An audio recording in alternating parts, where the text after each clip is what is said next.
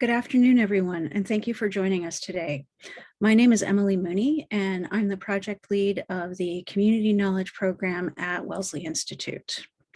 Before we begin, we'd like to acknowledge the land on which Wellesley Institute operates. For thousands of years, it has been the traditional land of the Huron-Wendat, the Seneca, and the Mississaugas of the Credit. Today, this meeting place is still the home to many Indigenous people from across Turtle Island, and we are grateful to have the opportunity to work on this land. Welcome to our first community panel. The Community Knowledge Program is a legacy of CIRIS, the former Center of Excellence for Research on Immigration and Settlement, and is now housed at the Wellesley Institute. The Community Knowledge Program aims to encourage collaborative research and knowledge sharing within the immigrant and refugee-serving sector in the Greater Toronto Area. We recently conducted a needs assessment about the state of research on migration, settlement, and integration in the GTA since the beginning of the COVID-19 pandemic. This assessment revealed new and existing gaps in how researchers, policymakers, and community agencies work together to conduct research and to apply its findings to frontline work with newcomers. In the last 2 years, there's been a dramatic shift in best practices in the sector as agencies have moved most or all of their programs and services online. A lot of research is already happening about this shift, but too often, as our assessment revealed, research findings don't affect practice. Frontline settlement and healthcare practitioners need access to reliable research information about methods, resources, and tools for supporting newcomers who are adjusting to life in Canada during this challenging time. Today, we will have 4 amazing speakers who will explore innovative, collaborative, community-based approaches to mobilizing research and applying it to practice. Before we get to the speakers, I wanted to go through a few housekeeping notes. Please keep in mind this webinar is being recorded. The video and transcript will be available on our website later this month. If you require subtitles, you can enable live transcription by clicking Live Transcript at the bottom of your screen and selecting Show Subtitle. Please note that the chat function is disabled for this event, but we encourage you to use the Q&A function at the bottom of your screen to participate. We're going to start with our panelists' presentations, and then we'll come back together for a discussion afterwards. We have 4 remarkable panelists that we will hear from today. First, we'll hear from Fatima Filippi. Fatima is the executive director of the Rexdale Women's Center. She's passionate about social justice and improving the lives of girls and women. Having worked in the immigrant and women's services sector since 1982, she has held a number of positions in frontline work and management. A graduate of the University of Toronto, she has acquired certification from the Canadian Society of Association Executives. Throughout her career, she has utilized research to inform the development of new services, to identify and predict trends, to propose and to create policies, and to conduct public education. She has served on many boards of directors and held various officer positions in provincial and service organizations. Second, we will hear from Rupaleem Bhuyan and Tenzin Chime. Rupaleem Bhuyan was born in the United States into an immigrant family of Assamese origin, a region located in what is now known as India. Rupaleem immigrated to Canada in 2008 and currently works as associate professor in social work at the University of Toronto, where she teaches community practice, social action, and qualitative research methods. Her scholarship and advocacy focus on the structural violence produced through immigration policies in tandem with systemic racism and gender inequality. As a social work educator and researcher, Rupaleem seeks to dismantle white supremacy within social work education and social policy and research by learning from and supporting anti-colonial migrant justice organizing and Indigenous movements for sovereignty and resurgence. Tenzin Chime is Tibetan, born and raised in Nepal. Currently, she's pursuing her undergraduate degree in political science, psychology, and diaspora and transnational studies at the University of Toronto. Jime is passionate about grassroots community work and foregrounding community perspectives in research.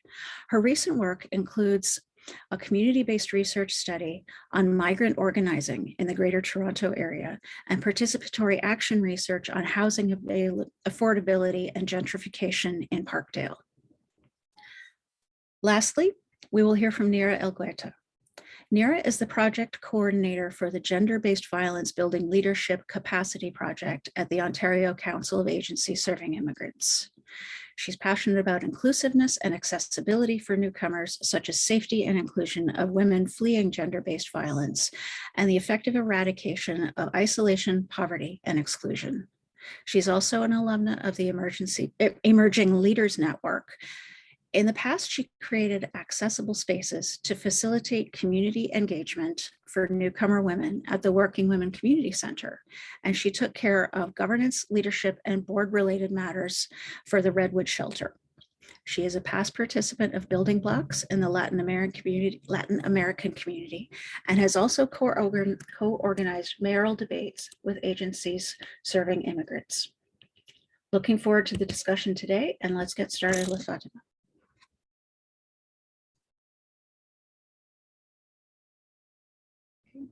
Hi, everybody. Welcome. Thank you. Thank you for having me here, Emily. I appreciate being able to present today. And so I don't want to take up a lot of time, but one of the things I wanted to focus on is taking a step back as to why we need to conduct research, and why, in terms of the front line and the immigrant serving and refugee sector, needs to understand how research influences the work that we do. So that's one of the things I wanted to focus on before, to look at this. Why is that? Why is data? Why is research important to us? I'm just going to start my slide here. Hopefully be patient with me here from the beginning. Okay, so we can ignore this one. And for me, the goal is looking at, staff working with immigrant refugees are what I consider to be agents of change, and how they would apply a theory of change model to their work, and how the data collection or data analysis and research informs the agents of change and the theory of change model, because it absolutely is important that we are here to address an issue that our clients are facing and cause a change in their behavior or their attitudes or their situation. I think on a higher level, why research and data analysis and data collection is important, because as Emily stated, it's about program changes. How do we get new programs in place? And over the years, how we've used data to get new programs and services in place, and more importantly, looking at how that data leads to procedural and/or policy changes or addressing systemic barriers. For me, I've just put a quick definition here of what is a change agent, and you can see here I've highlighted certain key words as a catalyst for change, makes change happen, and inspiring, and influences others. They champion and enable and support changes. And I think to the end goal is to create that transformation that happens with regards to changes in our clients' desires, attitudes, and their behaviors, and certainly their conditions. As we're experiencing now with COVID, creating that challenge for us as workers in the immigrant and refugee sector, addressing all the systemic inequalities that existed prior to the pandemic, and now how that's influencing what's happening currently within the pandemic, and deepening those inequalities that have existed for years. And if people don't understand what the theory of change model is, and it's a concept that's being used about making a difference in changes in how an organization delivers its services or decides what services to deliver. And the impact is looking at the aims to it talks about bringing social impact, and how that is going to utilize, how we're going to utilize tools and resources to articulate our vision and our mission, and to refine the strategies and provide a roadmap for an impact measurement. And this is how research feeds into this. These impact measurements have now become what I call the buzzword within our government funders and in our community and in our sector, and identifying how we use research to support that impact measurement, because this is how we are being measured by our funders in order to determine whether they're achieving the goals that they set in their projects, and whether or not we're achieving the goals that we set within our own organization. And this is where I pulled it from. So the Think NPC organization, I have a little bit of a bibliography with some of the links that I used for this. So I'll share that later. The other is that goes along with the theory of change is talking about logic models, and logic models are embedded in that theory of change. And as organizations working with newcomers and immigrants, and we need to recognize how we think about using research to influence our approach to delivering programs and services. And this goes down to some really basic factors that most of our funders, and if you've ever filled in a grant application, these are the things that they constantly ask us to define and identify. For example, identifying the problem. What is the community need? What is the pressing issue? Sometimes they'll ask for a client demographic profile, and you can relate that to the community need. Naming what that desired result would be. What is the vision for the future? What is the vision for change? What is the ultimate goal or objective of what you're planning to achieve, either within the organization's mandate or within a program delivery objective or strategy or mandate. And again, developing the strategy for achieving the goals. How are you going to do that?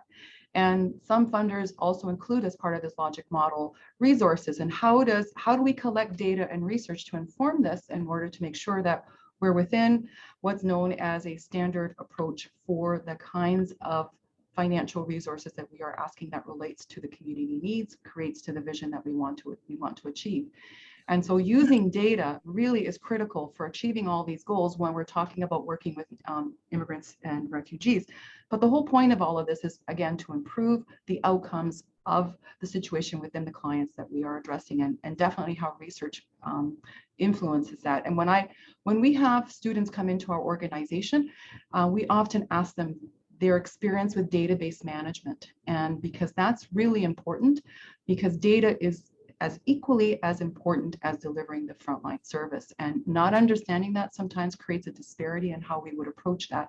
And organizations also need to plan for the staff to be able to collect that data and to have time to analyze and review the data. Fatima, I'm sorry to break in here, but we can't see your slides. Oh, the hell? Okay, well, shoot. Well, you should have broken in earlier. Darn, I don't know what happened. I went to share my screen. Here it is. Okay, and it didn't. Is it working now? Ta-da. Yes? No? Can you see it now?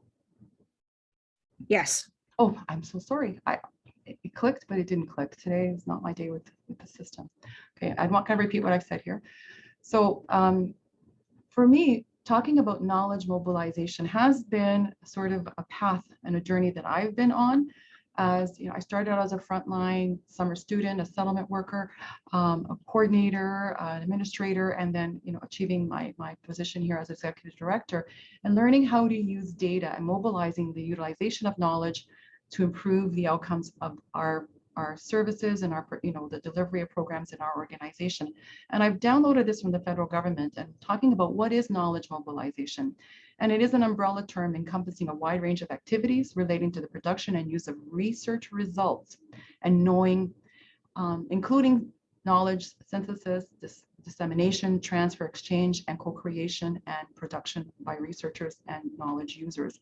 And as frontline workers, I often say to my staff, we hold an incredible amount of information in our hands.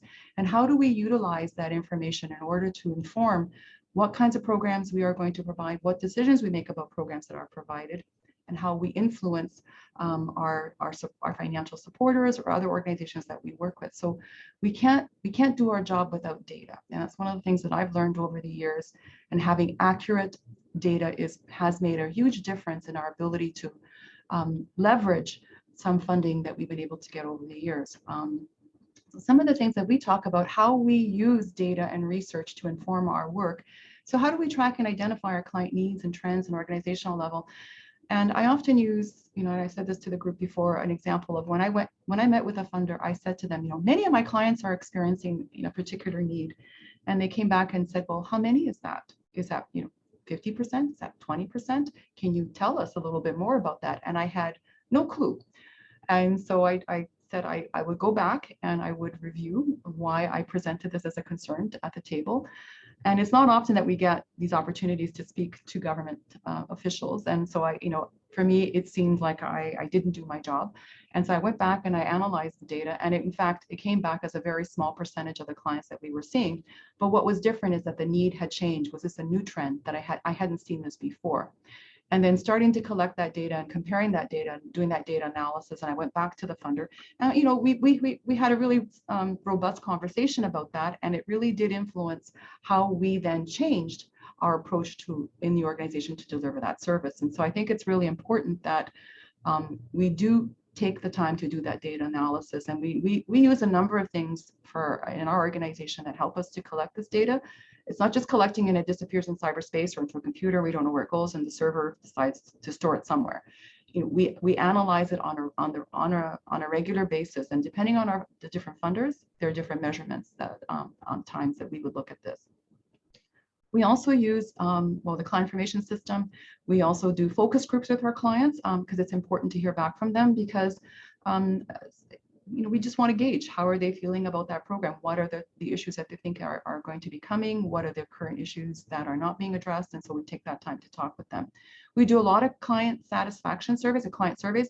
There's some client satisfaction surveys. There are pre and post surveys to gauge people's change in their behavior, that theory of change model, and as an organization, as a change agent organization, are we achieving those outcomes that we said that we were going to do?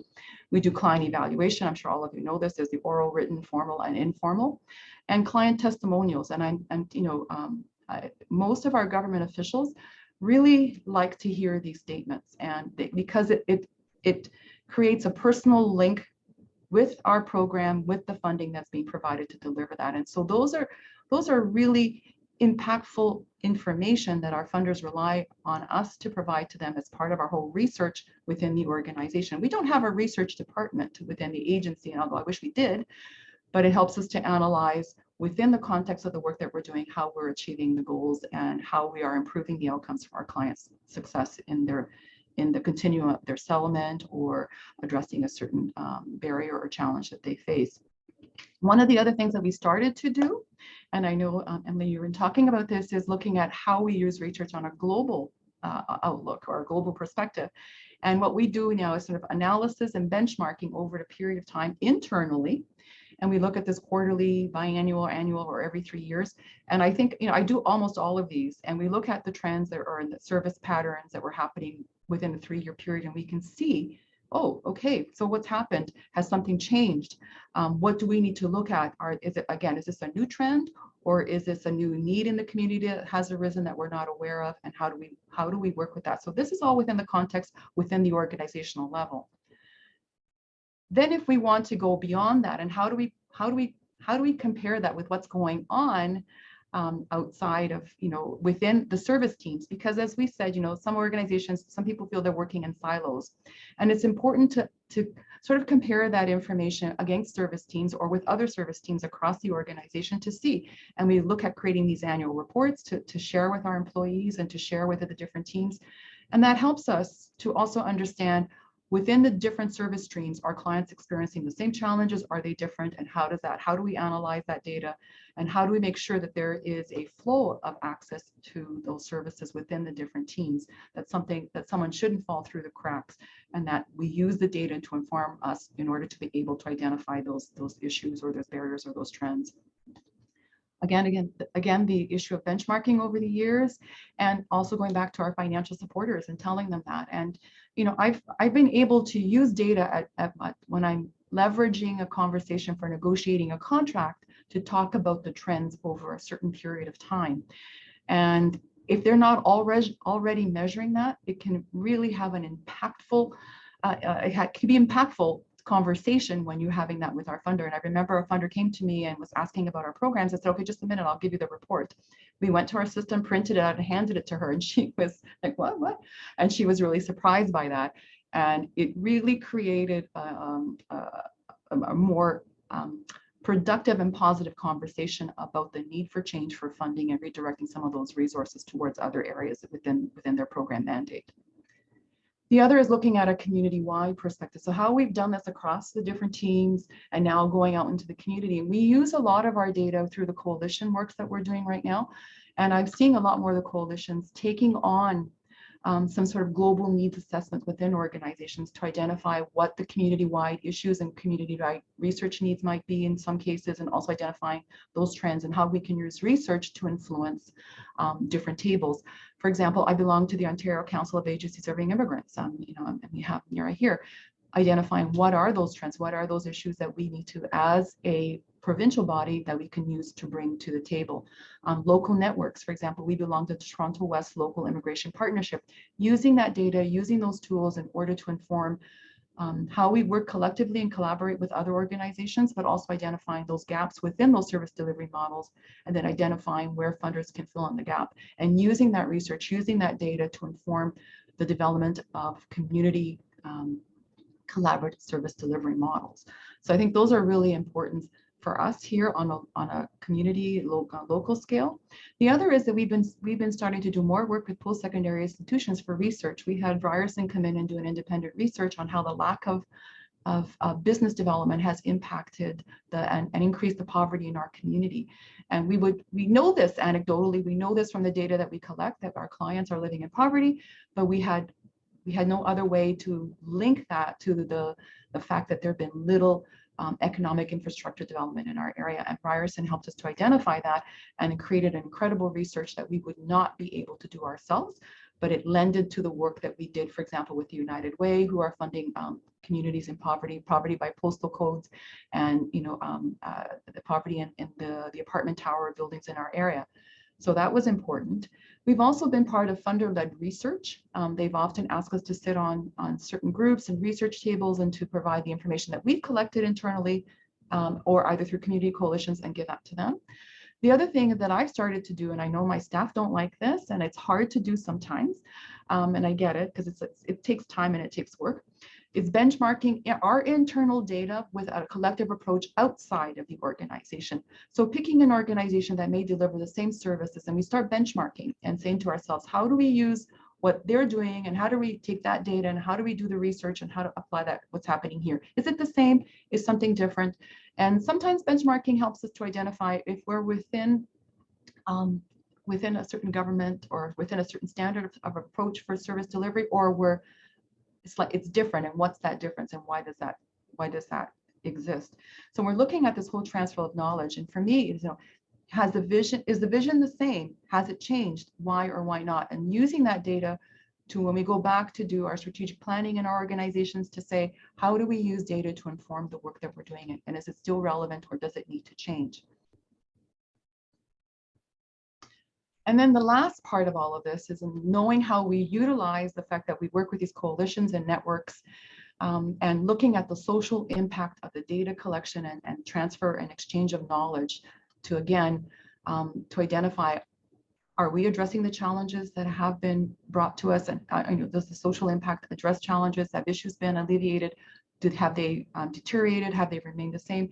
And as we said, with this pandemic, we know that those existing inequities have deepened, and using the research and the data that we've collected to put that on the table. And I'll tell you, with that data, we've been able to leverage a food security program that we would not have been able to do otherwise without that data. And it was a collective data research that we did, and that made a huge difference in being able to identify that this is an ongoing need in our community that has to be addressed. And I think, so we're looking at the social impact. Have the improvements in people's lives or conditions changed? Have they, what is that? Has it made a big difference? Has it not made a difference in the work that we're doing? And as organizations, we are, client serving, we are, community, we represent how our clients are being perceived by our funders. And it's important that we use the data not to victimize them, but to give them dignity. And that's one of the issues that I say sometimes with data, and I get upset when I see, when I read reports or researchers when our clients are victimized again. And they do have skills, they do have capacity, and they're able to make decisions when they have the right tools and resources available to them. So we have to be mindful of the fact that we use data in a positive way, and that we don't create more victimization of our clients, and looking at, how does this impact systemic changes? And we've seen this over the years from this sector, and I've been around since, a long time, as you said in my bio. How does that lead to changes within the organization, with other service providers, with our funding partners or program criteria? And I've seen these changes happen over the years. And, and how does this lead to government policies and procedure changes? And that's really important, because you couldn't talk about, 15, 20, maybe 30, 25 years ago. I'm going to go back maybe 25 years. You couldn't talk about community development to our funders. They said, oh my God, that's a long-term process. We don't want to get into long-term programming. We don't want to talk about community engagement, community development work. And right now, that is the issue. You can't hide it. So we would talk about promotion and education. We would change the wording in order to fit the government discourse or the government dialogue at that time.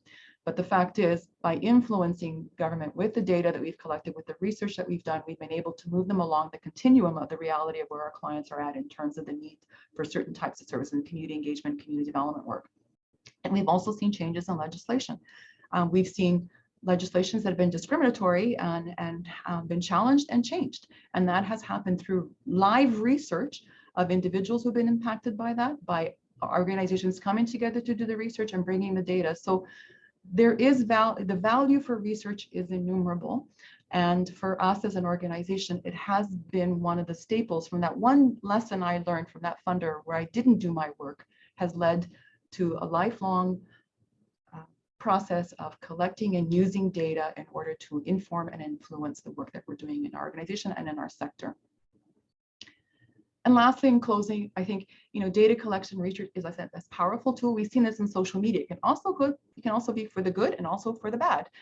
And I think we have to be careful that we must be able to balance the information produced for social impact, for the betterment of our clients, while maintaining their right to privacy, respect, and dignity. And I think, we need to be mindful that when we're undergoing and undertaking these data research and using the data to inform the work, that we keep that in mind. So that's it. Sorry, I may have taken too long, and I apologize for not having my video, my slides up. We'll be able to make them available. Great. Okay. I just want to say, sorry, I didn't add in, and it was getting too long, but the role of a change agent. And I could add that in if people are so interested, or give that as a separate PowerPoint. But it helps to inform how all this works and connects. You've given us so much useful and interesting information, and I'm looking forward to the discussion where we can dig into it some more. Thank you. Next, I'd like to introduce Rupaleem and Chime.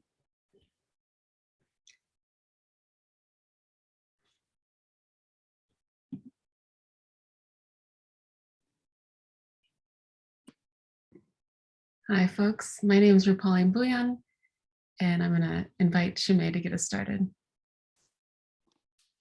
Hi, everyone. My name is Chime, and I'd like to begin by acknowledging that our research work took place in Toronto, a Mohawk term for Toronto, which is a dish with one spoon territory whose original caretakers are the Huron-Wendat, the Anishinaabeg, the Haudenosaunee, and the Mississaugas of the Credit people, and is now home to many Indigenous nations. My own personal experience as a Tibetan exiled as the result of the Chinese colonization of our land, Tibet, now living on another colonized land and benefiting from the colonial project that Canada is, that obligates me to recognize my positionality on this land in relation to its Indigenous people, its colonization and decolonization. And I invite folks here today to reflect on our responsibilities to this land and people, and think of ways on how we can integrate them in the work that we do. Thank you, Chime. Yes, I was saying earlier, my name is Rupaleem Bhuyan, also very privileged to work with you all, joining similarly from the territories of Huron-Wendat, Seneca, the Mississaugas of the Credit. And as a scholar who's been paying a lot of attention to migration, deeply aware of how the colonial state is involved in managing those people arriving as immigrants, seeking some level of safety and protection, but also in solidarity with struggles for restoring treaty rights and obligations and living on the land responsibly. For our today's presentation, I was just reflecting on the change agent. I think this connects well. I don't know exactly what you had in mind, Fatima, and your other presentation, but we wanted to show some of the work we've been doing, really trying to leverage principles of critical participatory action research in our work with migrant-led organizers. We'll give an overview of our project, where it came from, our entry point, and then the heart of our project is how we can learn from grassroots organizers who are migrants trying to address the struggles in their own lives, coming together to do mutual aid, as well as community organizing for policy and systemic changes, and how this is a way of learning about the transformative dimensions of resilience. So we'll say more about that in the presentation and look forward to questions and answers as well. In terms of our overarching principle, we partnered closely with many different organizations. The project originated in partnership with Access Alliance, specifically Yogendra Shakir, who was there at the time, and funded through the Social Science Humanities Research Council. And I think these relationships are important because it gives us an idea of how and who is funding research and with which interests. The collective, which involved many different researchers who obtained this grant from SSHRC, were both university and community-based partners, including Saris, who Emily mentioned at the beginning. And the fundable idea for that project was migrant resilience. And then working with Yogendra and many of our community partners, we wanted to trouble the way resilience, even though it's a wonderful thing to be resilient, often downloads responsibility to the individual. So using some of the academic activist scholarship, here we're showing this wonderful text if folks are interested as a resource. It's such a fun read. They write it as a conversation between themselves, the two authors, Ken and Demonier, really trying to invite us to think about our relationships grounded in mutual respect, respecting different forms of knowledge, those that may have market value to write as a fundable proposal, but also the kind of grassroots knowledge coming out of different communities that often have incredible solutions to the social problems people are facing, how we can attend to our own subjectivity and our relational context, and how the knowledge is produced, how we work together, how we can struggle together, and how to make sure the information we gather informs and benefits those directly impacted by the harms we're paying attention to. So these are some of the principles that we brought to this. And for myself, as someone who's based at the University of Toronto, it's a huge part of the work I do. How do I do this responsibly? The University of Toronto has incredible resources, but is also contributing to these inequities and how resources are distributed. So in part, this is my way of trying to figure that out in partnership with our community partners. And I'll invite Shimei to say a few words of her entry point before we move into the project. Yeah. So I joined this project as a research assistant, but also as a member of the one of the case study communities of this project, with my own personal experience of community organizing early on from as a youth. So my experience on this project, playing the role of both the insider and outsider, I think it really reinforced the importance of centering the voices and perspectives of the community to ensure that what the work that we do is meaningful to the communities involved. So what did we do? So our project was really emphasizing the strengths, the capacity, and to understand how do migrant communities come together to organize in Toronto. This work builds on a long history of grassroots organizing way beyond what we can describe today, in the form of mutual aid, in the form of direct services, in the form of advocacy and protests. We also are cognizant of Toronto's motto, diversity is our strength. So this is a hyper-diverse city where more than half the population were born outside of Canada. So they arrived in some form as an immigrant to Canada and experiencing, unfortunately, both opportunities, but also the kind of differential inequalities. As one of my colleagues, David Holchansky in the University of Toronto, has really shown how Toronto is deeply segregated, both racially and economically. And so many new immigrants coming to Toronto will be living in neighborhoods with high concentration of other immigrants, but also fewer resources, fewer access to pay or jobs where their training is recognized, as well as the kind of securities that we've seen around the pandemic. So the heightened inequalities, especially those frontline workers, essential workers who don't have protection, who don't have paid leave. Also, unfortunately, where we see more racialized immigrants as well.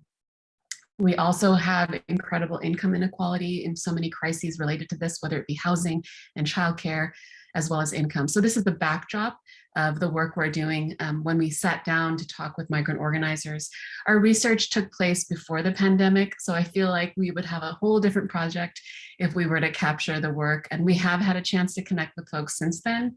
But just keep in mind, most of what we're going to share with you took place the year prior to the pandemic. So in terms of resilience, this is kind of the conceptual work driving, I guess, some of the work we were trying to understand. We really wanted to pay attention to forms of individual resilience. This is that individual capacity of folks who are coping and adapting and recovering from adversities. Previous research with migrants shows that it's kind of an inherent quality of migration. Many of the folks arriving in Canada already have had to demonstrate incredible resilience, whether they were leaving because of economic strife or war or displacement because of environmental degradation. These transnational kind of push factors require a degree of resilience to arrive in Canada. We also were paying attention to how communities come together to share resources, figure out their assets, to respond and recover to stressors within the community. This is also happening at a transnational level, which we'll talk about. And then the transformative dimensions of resilience we wanted to pay attention to, which is not just to adapt and cope with, but take part in changing the social conditions that people are facing.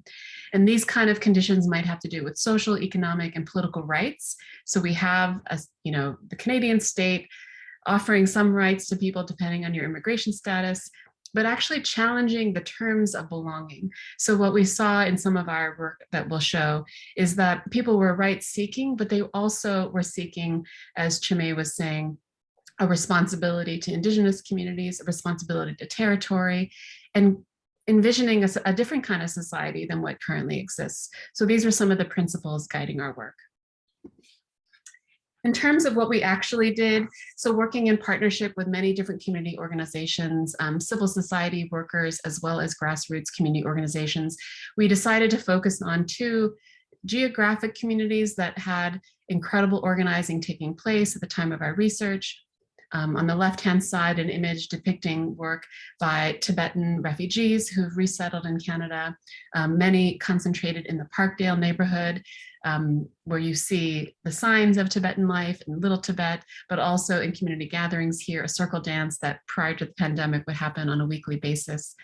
On the right-hand side, we also have a concentration of South Asian women who are organizing. We had on our advisory the South Asian Women Rights Organization, working with many other organizations supporting and led by South Asian women, many whom live in these high-density apartment buildings, experiencing kind of similar conditions of economic precarity, labor inequality, and then the general gender inequality in their homes and communities, and seeking work and a way out as well.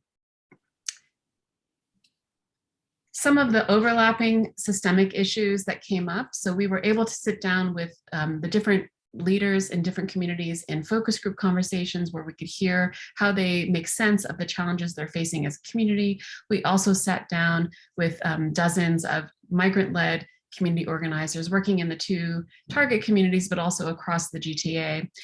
It's not surprising that even though people may have different entry points, different immigration histories, there are many shared systemic issues affecting people irrespective of their immigration status, including economic insecurity, precarious status, some of the settlement concerns that Fatima mentioned, the kind of broad span of systemic racism and xenophobia, which we saw heightened during the pandemic, but also the kind of systemic cuts that happened by the provincial government just before the pandemic to legal aid, to education, to healthcare and onwards.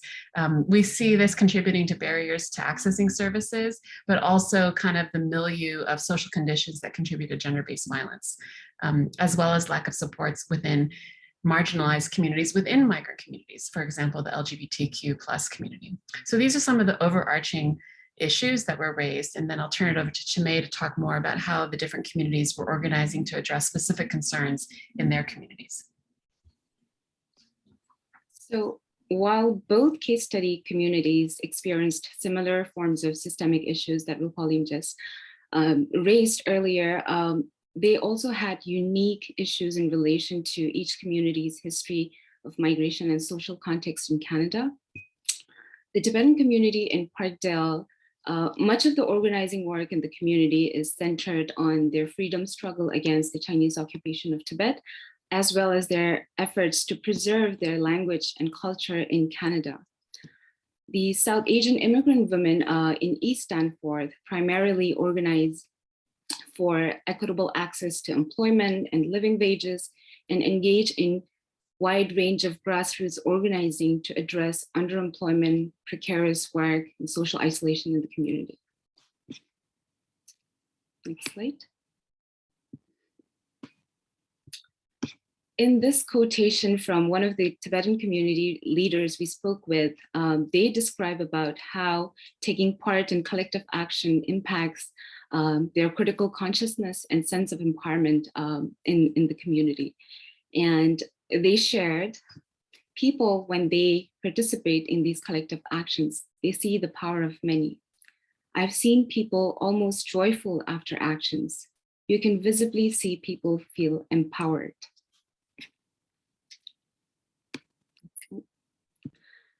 So while our research focuses on how the collective action by migrant-led communities foster transformative resilience, we are also mindful, and we wanted to acknowledge the deep systemic challenges many of the community organizers face in their personal lives, but also as racialized migrant leaders who are often marginalized by the media, funders, and other civil society actors, and who, quote unquote, don't see their voices being reflected in decision-making.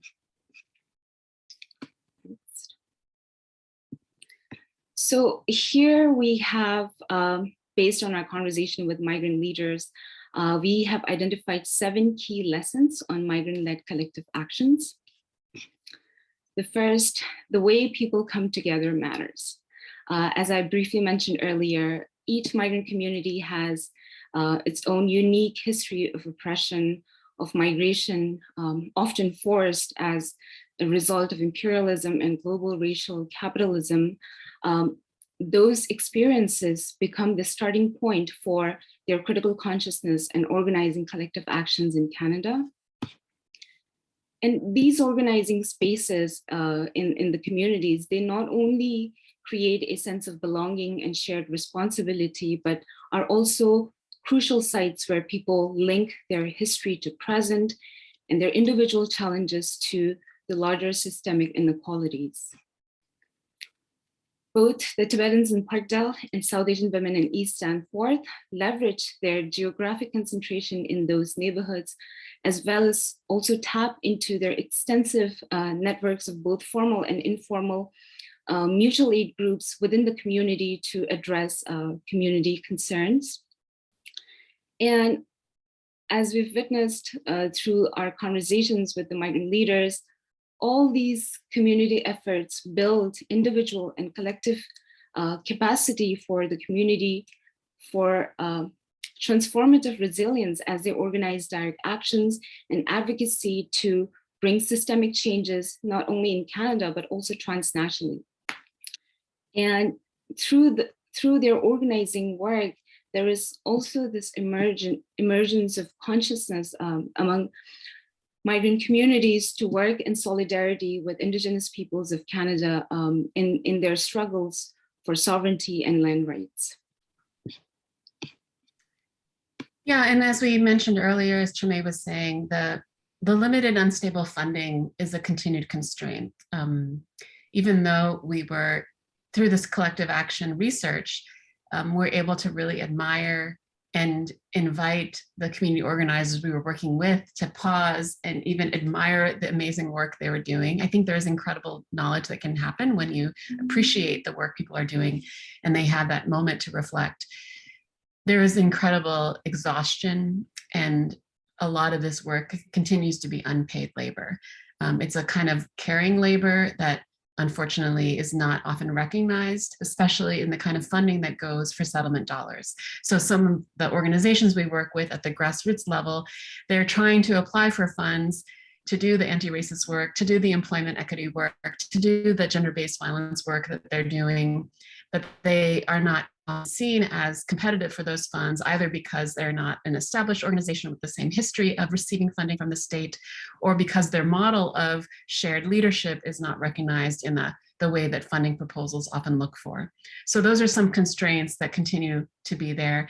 There is incredible space, and I think there are examples of both government and nonprofit organizations working with grassroots collectives, providing, it's kind of hard right now in the pandemic, but physical space, sharing resources, and advocating for those distribution of resources to migrant-led communities. And also a reformulation. I think a lot of settlement services and work really looks at how we can support immigrants to enter into the economy and how it can reproduce a deficit lens. And I think we really have learned how many assets and strengths and knowledges migrants come and bring with them that could improve a lot of parts of Canadian society. As one of our partners, Sultana Jahangir from South Asian Women's Rights Organization has said, like right when the pandemic hit, organizations like Saguaro, they were so fast and so quick to quickly adapt to the online environment, to provide public health information and employment information and safety information much faster than the federal government, because they came with disaster experience. Many of them had dealt with disasters, either environmental or economic or social disasters in their lives prior to coming to Canada. That's a resource we can tap into as well. So these are some of the lessons we brought forward when we sat down with migrant collective organizers to see why they came together, how they come together, and then how we can learn from their knowledge in the work that we're doing. So we'll end there and look forward to questions. There's a huge thanks to the huge team. I can't speak to all of them, but definitely Alicia Alam and Andrea Babadilla, who are co-researchers with us. Special thanks again to Yogendra, formerly with Access Alliance. And we have a few reports that we can send out after the event if people would like to read more about this work. Thank you so much. Thank you both so much, Rupaleem and Chime. This was fascinating, and I think there's a lot of great information that we can delve into during the question session. Very much impressed with the idea of how the incredible knowledge that you mentioned can happen when you recognize the work that people are already doing, which really speaks to the need for more connections and more stable funding for a lot of the smaller organizations that are doing work that could inform everyone's best practices. Thank you. And finally, I'd like to welcome Nira Elgueta from OCASI. Thank you, Emily. And I want everybody to hold into something that Emily and Rupaleem just mentioned about the skills, the knowledge that newcomers and immigrant communities bring to this country, because I'm going to talk about two projects at OCASI that are peer champion models. Both are very similar in principles. So they include adult educational leadership and knowledge sharing and community advocacy, but they have pretty unique characteristics. And I'm asking you to hold into that because that information is very relevant for this project. So first of all, I want to talk about the Immigrant and Refugee Communities, Neighbors, Friends, and Families Campaign, NFF for the short, and then about the building leadership capacity to address gender-based violence against non-status refugees and immigrant women across Canada. And we call them the BLC. So let me tell you about the NFF campaign. The NFF campaign is an Ontario-wide initiative coordinated by the Ontario Council of Agencies Serving Immigrants, OCASI, to raise awareness about violence against women, in immigrant and refugee communities. Peer champions' main role is to build trust, relationship, and share knowledge among women, communities, service providers, and key stakeholders working to eradicate domestic and family violence. Those peer champions, they act as ambassadors for the Nff campaign in their community, as well as liaison between service providers, civic society leaders, and community members. After being selected, they complete online and in-person training on violence against women prevention and learn how to hold educational events to raise awareness and promote actions. After the training, peer champions design and run 2 educational events in their communities about the prevention of violence against women. Peer champions receive an honorarium for their work and multiple opportunities for learning, training in a variety of related topics, and they're also always invited to events, conversations, and panels to share their knowledge, their experiences, and their work. On average, a peer champion is part of the campaign for 3 consecutive years. So let's talk about the goals of the campaign. The goal of this campaign is to educate communities across Ontario to recognize the signs and risk of violence against women and equip them with the necessary tools to support women experiencing domestic and family violence. So how knowledge is mobilized in this campaign? The campaign works with community leaders who have a strong relationship with immigrant, refugees, and organizations in their communities. They recruit as peer champions and are trained to identify and support newcomers, women experiencing violence, and develop a strong knowledge of appropriate resources at the local level. Let's also look at the next slide and some of the other ways knowledge is mobilized for this project. Peer champion hosts community events that are culturally relevant to their community, and they will create safe and barrier-free spaces for knowledge to be shared.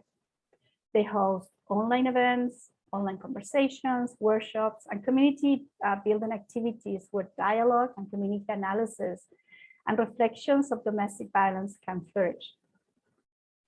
These events can happen anywhere in Ontario with any community, and they happen in languages and spaces that are relevant for that specific community.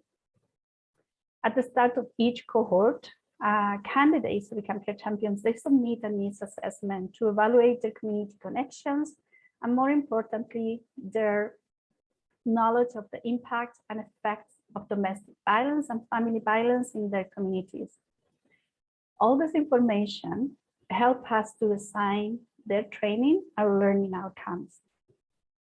When it comes to creating educational tools, reports, and campaigns at OCASI, the peer champions' work and voices are key that inform our work.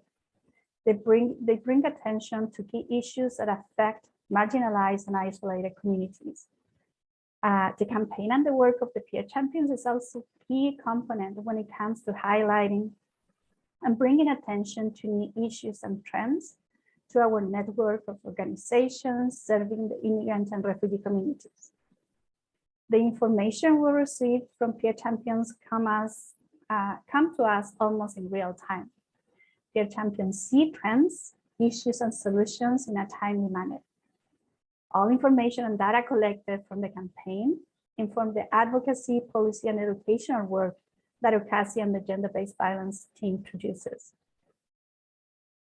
So let me talk about the other project, the Building Leadership Capacity project. So let's move to the next project. Perfect. So the primary objective of this project is to build the leadership capacity of non-status refugee and immigrant women, NSRI women, across 5 regions in Canada, to shape and inform policies and services addressing gender-based violence. Our approach for this project is to engage women as leaders in developing solutions to gender-based violence, solutions that address structural barriers while accounting for the diversity of non-status refugee and immigrant women experiencing and their experiences and their communities. By increasing the leadership capacity of those women, our project combines 2 promising practices currently being developed by our project partner. One, a peer champion program, the one that I mentioned before, that uses popular education to build leadership capacity and foster connections between non-status refugee and immigrant women. And two, a community advocacy network, a CAN strategy, as we called it, which establishes grassroots networks among non-status refugee and immigrant women, survivors, service providers, and other civil society leaders in order to build community capacity for developing survivor-led evidence-based solutions to GBV.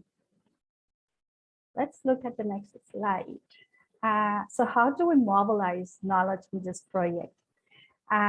So this project is entirely about creating knowledge about the importance of NSRI survivors' voices in decision-making and advocacy about gender-based violence by exploring the impact of combining these two promising practices in different regional contexts.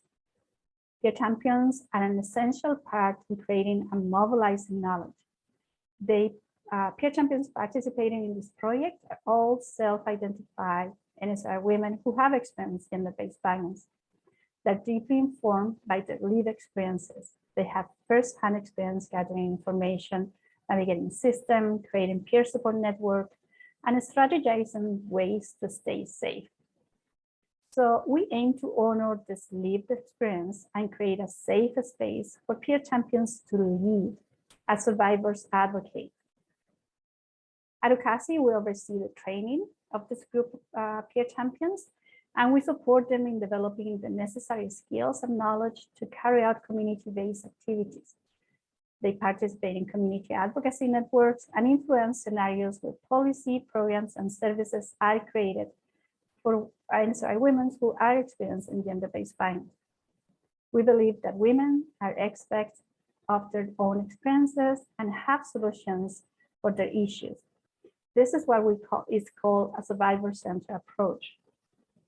The peer champions for this project are in constant communications with survivors of gender-based violence who are non-status immigrant or refugee women through our relationship building activities in their communities and a much-needed space to building the sisterhood.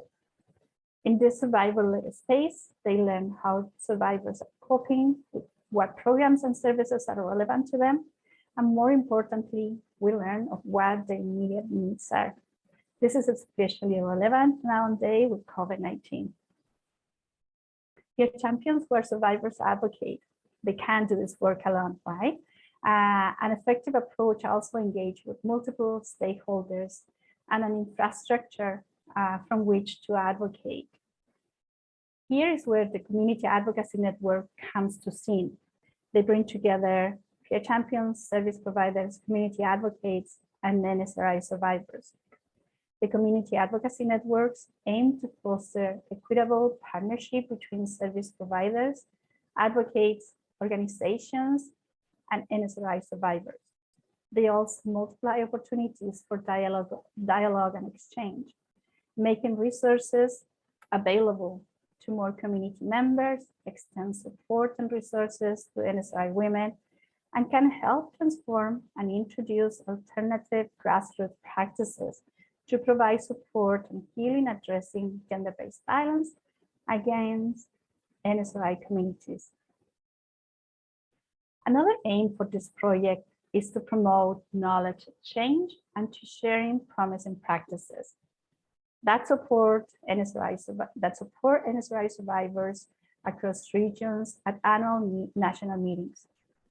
The lessons learned and knowledge exchange across regions will serve to build a blueprint to strengthen community capacity to address gender-based violence against NSRI women across Canada, and specifically to support survivors.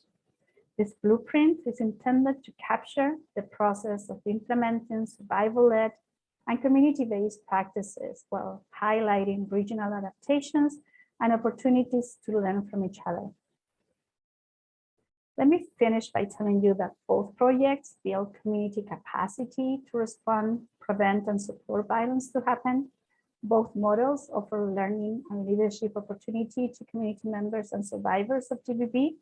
And in both cases, robust communication systems are in place where knowledge and experiences of the peer champions are key when developing programs, services, and support to NSRI communities experiencing gender-based violence. Thanks.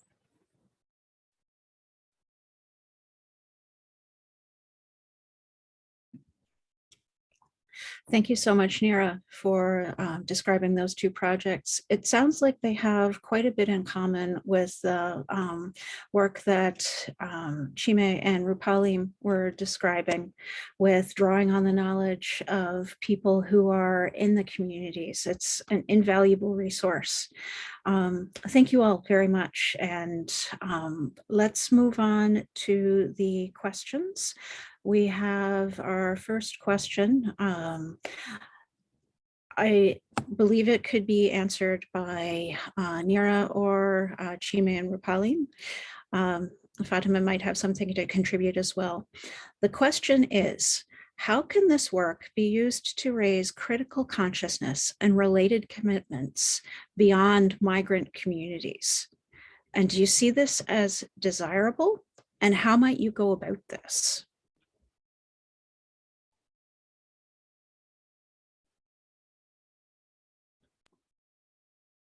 Rupaleem.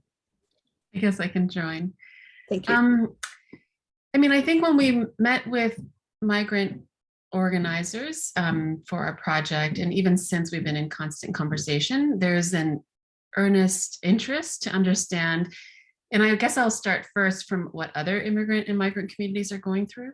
As Chime was saying, the circumstances of specific communities may be diverse enough, right? So like the category Tibetan might be diverse enough for people to learn from each other, but also to take that learning from maybe a Tibetan community and go to another community that might be struggling with the same underlying structural challenges, but may also have unique circumstances, whether they are folks who are arriving right now. I saw in the news from the war in Afghanistan and Canada's involvement to resettle folks who were supporting Canadian and international involvement there. So each of these complexities, I think there's a lot of learning that could happen amongst immigrant groups, and the forums for those, I don't think are frequent enough. And then definitely the community organizing praxis that we paid attention to could be used. And I think it resonated with work I've done across many different community groups, how to come together to understand your shared concerns, how coming together helps challenge the individualized responsibility that people have and the shame and the fear people have, but also can help identify immediate solutions. And one of the things I keep learning is how those immediate solutions, which could be direct service, they could be mutual aid related, must also be hooked into a long-term vision of change. And I think those types of principles can apply irrespective of someone's identity or the concerns they're experiencing.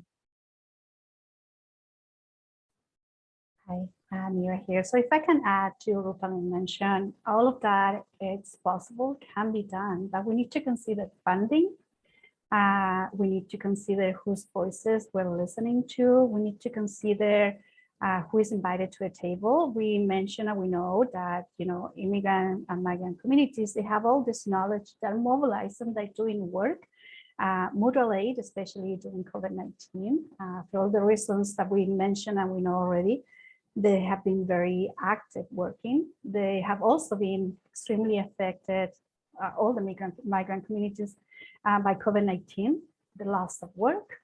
We also need to remember that this is gendered work, this work done by women. So yes, conversation and spaces to collaborate are much needed, but they need to come with certain level of support for those migrant communities. Can I add, I think, Rupaleem, you mentioned the challenge of having ongoing funding support, and that's a huge issue impacting our capacity within the sector to do this kind of collaborative work across the different sectors and across different tables and all of that. And we have grassroots-led organizations that are run by volunteers, not having this capacity to do that. We have small funded organizations with budgets less than $500,000 and the capacity to be able to do that. All again, Nira, exactly what you're saying, those capacity and resources impact the ability to do that work. And this becomes the challenge. Do on the one hand want to address the need for the immediate need, versus looking at longer systemic change and impact over a long period of time. It's not the short term, but the long term that we're hoping to influence. But at the same time, the short term issues are looking us right in the face, and this becomes a huge challenge. And how do we move the discourse within government to address that? It's very interesting. And I know groups that have applied for research. Oh, but you're not a research council. Why are you applying for that? Or you're not a research body. Why are you applying for that? And yet, again, being limited by who we are, and then saying, well, you don't produce research, and you just get frustrated by that whole conversation.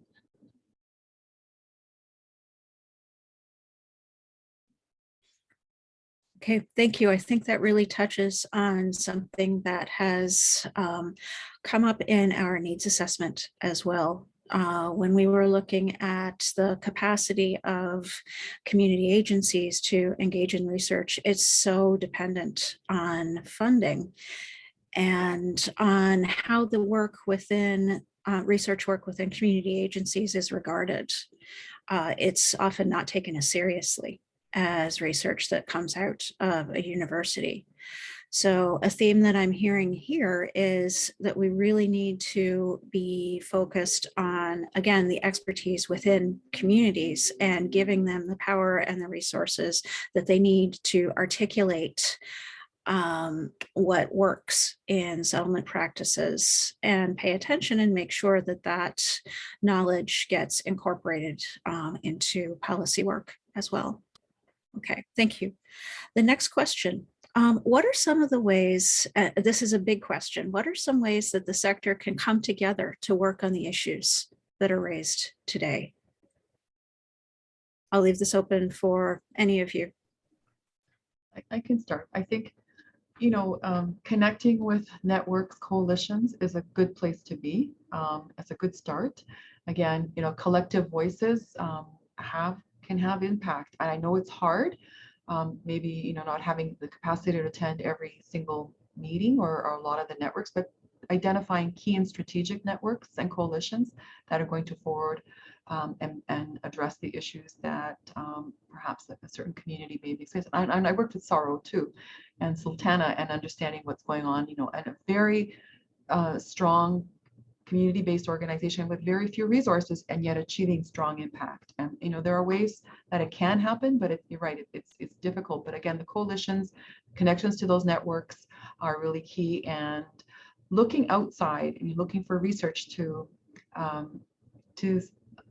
either reinforce or to validate what the issues are impacting. And there's a lot of research out there on the internet that's available, connecting with different post-secondary institutions to provide some of the, if they have any information, and doing some sort of connections with that. But it starts on the ground with one another within the communities, local communities, and building those connections with those networks and coalitions. It's really important.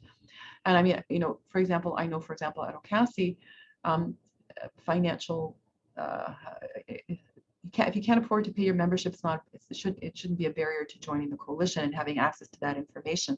And so I think, you know, there are ways for us to get around that and to build those resources. Again, it's time and the capacity of different sized, different stages of development that the organizations can do to take that on. And it's challenging, but you know, connecting with people in the sector, asking those questions. Can you take up this issue? Can you take up this cause? Can you see if that can be done through your connections and your tables? And how do you bring that to the table? By bringing in a more collective and more robust understanding of what's going on with that particular community.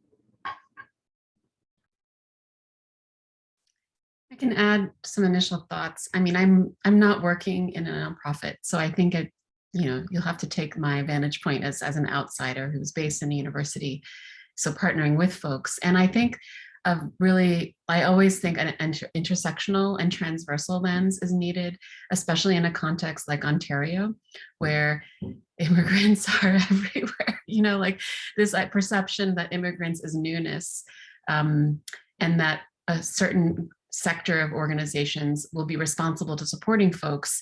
I think that doesn't need to go away, but we really need to think across systems and the strategic alliances. So for example, housing as a human right affects so many groups, including immigrants. It disproportionately affects immigrants who've arrived in the last 5-10 years, especially racialized, given that most immigrants are also going to be racialized and the higher rates of poverty. So it will, unfortunately, deeply affect, but including other marginalized groups, whether those struggling with mental health or those with Indigenous backgrounds. So there's a lot of intersecting issues. Similarly, a fair wage, a living wage, like this is something that would support immigrants across the board. So even though we're talking about addressing some of the unique concerns facing specific immigrants, I think there's a lot of room for political alliances to address the underlying causes, so that people can celebrate and work through the adjustments they're making.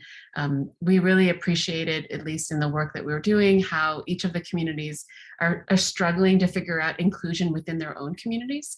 So we don't want to over romanticize that the community organizing didn't have challenges within groups, but I think there's a lot of important intersectional work that could advantage, and maybe speak to that question earlier, how to bridge the work migrant groups are doing across non-migrant groups. It could be some of those underlying structural problems.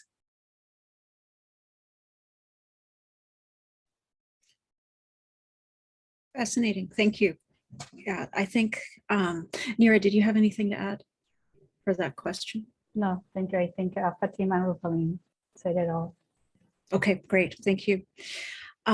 Yeah, I think coming together in organizations like the local immigration partnerships, organizations such as OCASI, but also in smaller, like more neighborhood coalitions, and coalitions, I think also among organizations that are serving specific communities would be helpful. The third question, and this one looks like it's for Fatima. Can you elaborate on how the research and benchmarking that you were discussing supported the direct work of staff, and what was the way to disseminate that knowledge for use? Do you have any indicators that it was used successfully? Sure, it's a fantastic question. I think, the fear of benchmarking, admitting, are we achieving or not achieving our goals? There's a fear in doing that, and there's some trepidation. And talking to staff about, it's not that whether you're not doing a good job, or it's really to assess how it is that we want to achieve those goals, and if we're not achieving that, what do we need to do to change that? I mean, counseling is a generic term, right? How we deliver counseling across different cultural communities and different groups is going to be dictated by the information that we have on hand, and how we work with that particular group and how we want to address their particular needs may be very different across the organization, and it's not one size fits all. And so we did that. We look at the benchmarking, as I said, we look at data, we look at quarterly, if our funders require that, and we also benchmark that against the prior year. How did we do last year at the same time? Was it the same? We're looking at annually over a 3-year period, and we share that with our employees, and we go back and we say every month we look at that as part of our team meetings and say, here's the trend, here's what's happening, here are the issues, and we document trends. What are the needs? Are they changing? Are they the same? What are the new emerging issues that we need to be aware of? And we share that with the coalitions that we belong to. I mean, particularly those that we know will have influence at government tables where we don't have a seat and don't have a voice, but using those tables in order to present that and making those changes internally. And we've used even our client satisfaction surveys. We've used that to inform what needs to change in the way we deliver services and how we work with our clients in the organization. And helping them to understand that they do have a voice and a say in the influence, and then influence the work that we're doing. And it's really important when they see those changes happen that they feel valued, respected, and they feel empowered. And they are part of the journey with us as making those changes. And looking at benchmarking outside, working with organizations that are prepared to share that information with you sometimes takes some effort to find. And I become creative over the years. I download people's annual reports and say, let me see. And it's good to do that and say, where do we fit in this picture? And if they're similar in size, if we're looking at that, and I look for those particular similarities, and sometimes I look for differences and say, if our funders are looking at it from an organization at this level, at this capacity, what would they think about as an organization at this level and capacity? And capacity is about budget, about staffing, the number of services that are available, or the breadth of services that are available. And so we look at that in that way. And again, it does take time, it does take energy. I always say start small. and build from there. I didn't start using all of this, when I first started working in the sector, but I did realize right from the get-go that data collection was important. I remember the federal government trying to influence a database that they wanted us to use, and it was horrible because it only allowed us to do one issue with that client on a particular day. And I said, a client doesn't come to us with one issue; they come to us with a host of issues. And we were tracking it on, unfortunately at that time, on paper, and then entering it into an SQL database and tracking it that way. And when the gentleman came and I dumped this big package on top of the table in front of him, and he was like, "What is this?" And I said, "Well, here are the issues. Here's how they trace back to the client file. Here's the Excel or the SQL report." And he was stunned. And I said, "What you're asking us to do is not practical, and it doesn't inform the work that goes on the ground." And it was interesting. And they had tried to, unfortunately, the government did spend quite a bit of money on this system. They implemented it, and it wasn't the sector that killed it. It was actually their own workers within the government that killed it, because it would take forever to upload the data and it did not give meaningful information. But we informed them about how it was not meaningful. But again, as I said, always start small. Figure out what it is that that you can track and you can manage, and what you don't know, get the support to do that, and using those benchmarking approaches with other organizations to see how that might work. So it's a stepped process. It's not just like throw you into the ocean. I hope you can swim to shore in figuring this out. But it takes a measured approach, and knowing your capacity and your ability to do that makes a huge difference. But any data is better than not having the data, and that government funders are really they're really keen on this and saying, how do you know what you know? And that's also important. Okay, thank you. We've had a comment in response to question 2. It's very difficult as a social service organization to secure funding, as I'm sure many of you already know, but there might be an opportunity for social service organizations to partner together for funding as a collective. This is also something that came up in the needs assessment, talking about how, for example, organizations at a community hub might want to pool resources and each put in funding for a part-time researcher, so that a researcher could work with all of the organizations in that hub and think about how their work relates to each other. Next question is for Nira. Nira, could you expand a bit on the peer champion model? How are they paid? Who supervises them? How long do they stay with the program? I think you mentioned about 3 years. And how do they track their work? And how is their work evaluated? Great, thank you. So how they're paid? Peer champions receive an annual honorarium.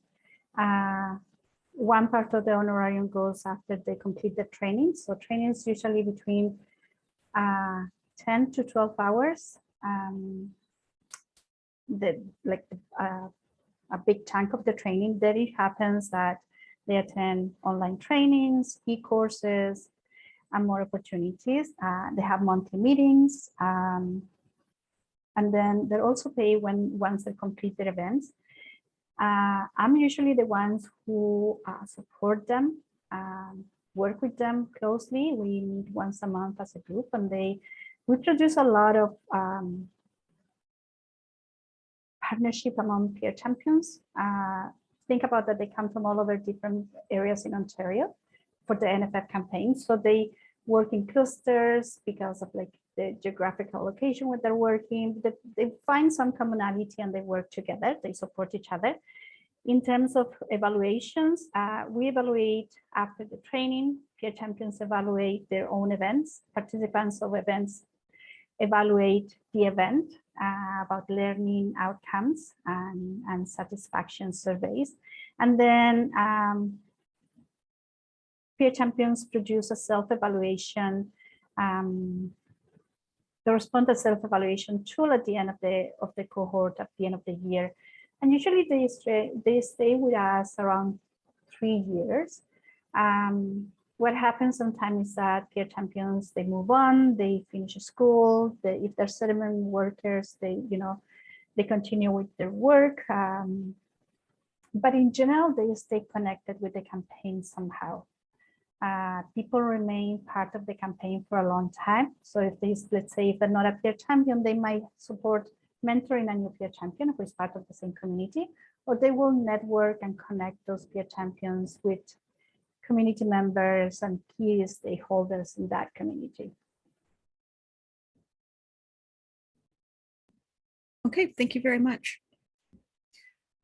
Quite informative. There are a couple of questions that have come in that are somewhat related to each other.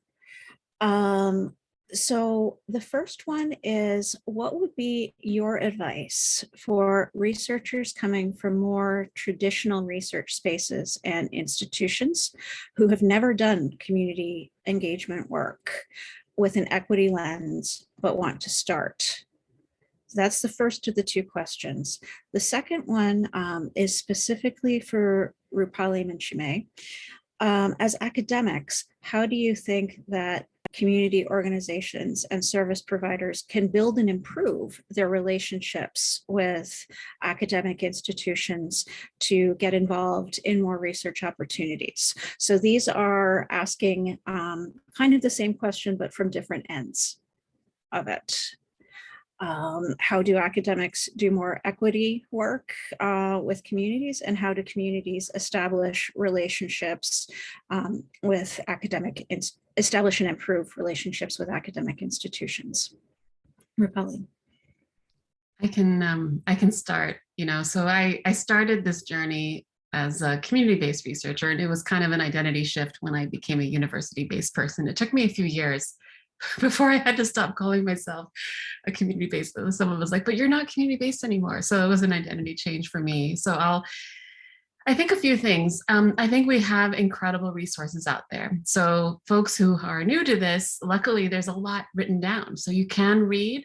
I'm happy to share resources. Access Alliance has an incredible resource on community-based research. They kind of do a how-to model. It's not only for immigrant settlement organizations, they're a community health center as well. So I think you can find many models out there if this is something new to you. If you are coming from a so-called, if your training is in more conventional research, I think it's important to first deeply acknowledge, like, what were you trained in? What were the assumptions? What kind of values, whose ideas informed what you understand to be good research? And like do that kind of accountability check first, because you can't necessarily download all of that. It's going to influence what you do moving forward. And then it's a long-term commitment. So building relationships with people, if you're coming from a university sector or more of a conventional research sector, finding out who's doing work in the area that aligns with what you're hoping to, spending time building those relationships, seeing if you have mutual interest in what you can offer, what other people are looking for. Those relationship building pieces can be a type of information gathering. It's also building your own critical consciousness.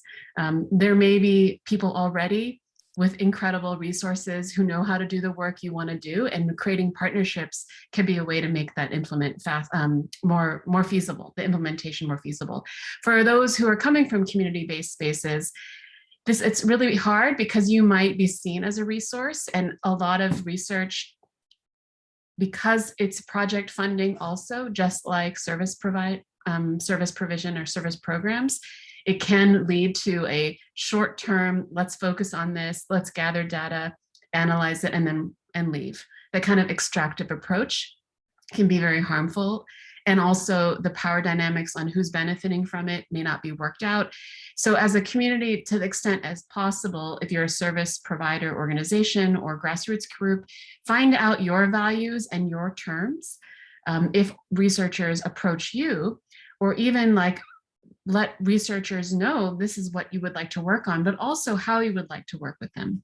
Because I think that there are, unfortunately, and I've probably been involved in this too, like learning how to do good research in itself takes a lot of capacity building. So folks can dedicate time and resources to build capacity on both sides. People who have research experience but may not have the community experience or community knowledge, and vice versa.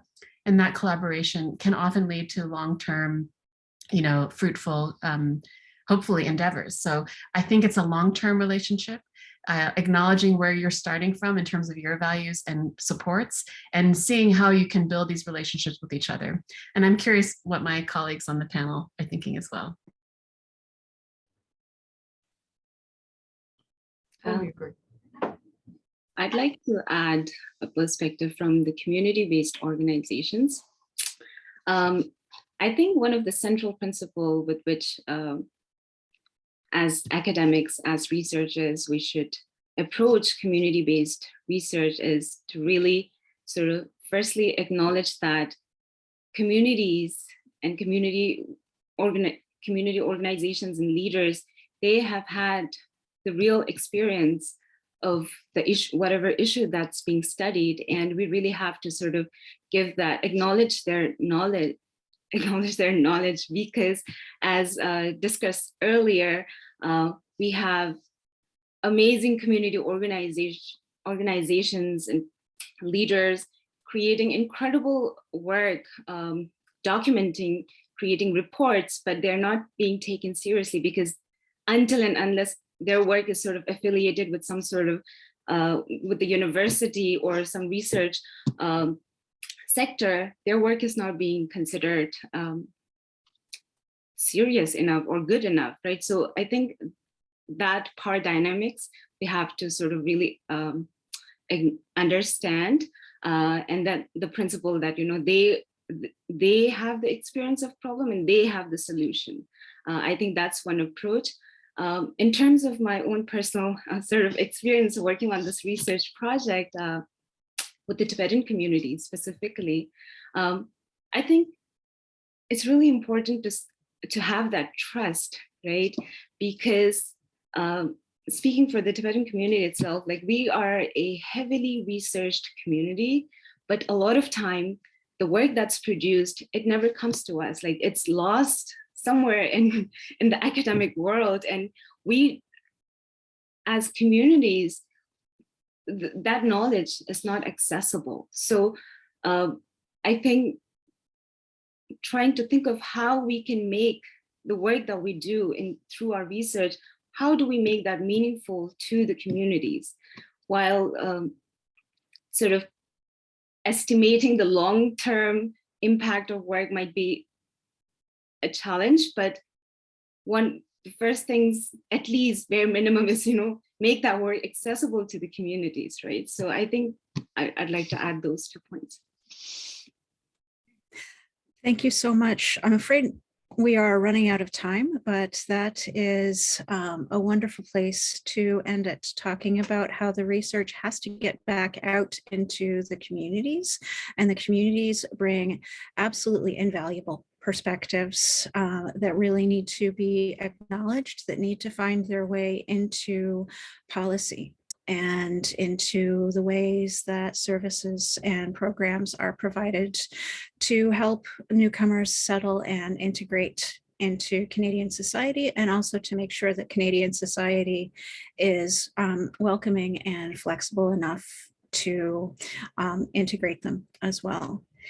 Thank you so much to Fatima, Nira, Rupaleem, and Chime. And thank you also to everyone here who has attended virtually. We really appreciate your interest in the program. Our next community knowledge panel is on Wednesday, March 16th, 1 month from today, and we will discuss COVID-19 misinformation in newcomer communities. More information will be available on our website next week, and the link will be shared in the chat. We hope to see you there. As soon as we finish here, you will see a short survey appear on your screen in your browser. We would very much appreciate your feedback for today's event.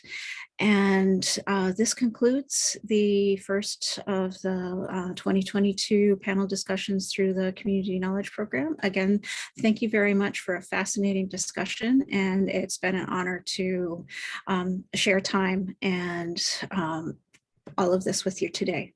Thank you very much, everyone.